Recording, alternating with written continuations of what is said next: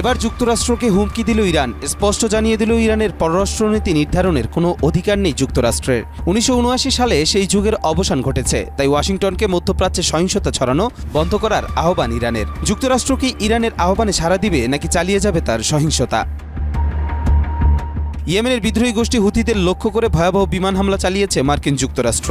এই হামলায় নারী শিশুসহ কমপক্ষে 31 জন নিহত ও শতাধিক মানুষ আহত হয়েছেন। এদিকে হুথিদের প্রধান মিত্র ইরানকে হুমকি দিয়ে ট্রাম্প বলেন, ইরানকে অবিলম্বে হুথিদের সমর্থন দেয়া বন্ধ করতে হবে। যদি ইরান যুক্তরাষ্ট্রকে হুমকি দেয় তাহলে আমেরিকা কঠোর জবাব দেবে। এটা ইরানের জন্য ভালো হবে না।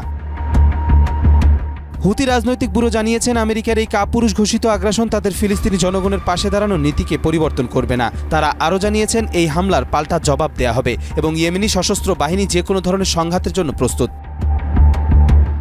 16 মার্চ সংবাদ মাধ্যম আল জাজিরা জানিয়েছে, হুথিদের ওপর হামলার ঘটনায় ইরানের পররাষ্ট্রমন্ত্রী আব্বাস আরাকচি যুক্তরাষ্ট্রের সমালোচনা করেছেন। তিনি সামাজিক যোগাযোগ মাধ্যম এক্সে দেয়া এক পোস্টে বলেন, 60,000-এর বেশি ফিলিস্তিনি নিহত হওয়ার জন্য আমেরিকা সম্পূর্ণরূপে দায়বদ্ধ। সেই সাথে তিনি ইসরায়েলি গণহত্যা ও সন্ত্রাসবাদের প্রতি সমর্থন বন্ধ করেন। ইয়েমেনি জনগণকে হত্যা বন্ধ করার আহ্বান জানিয়েছেন।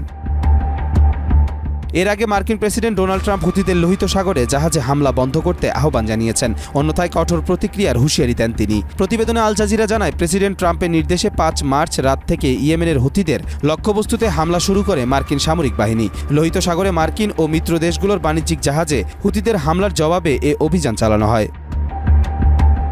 গাজায় ইসরায়েলি অবরোধ বন্ধ না হলে ইরান সমর্থিত হুথিরা ইসরায়েলি জাহাজে নতুন করে হামলার হুমকি দিয়েছিল। এরই মধ্যে যুক্তরাষ্ট্র ইয়েমেনে হামলা চালালো, যা মধ্যপ্রাচ্যে উত্তেজনা আরও বাড়িয়ে তুলতে পারে বলে আশঙ্কা করা হচ্ছে। কবির চৌধুরী, জয়, মাই টিভি।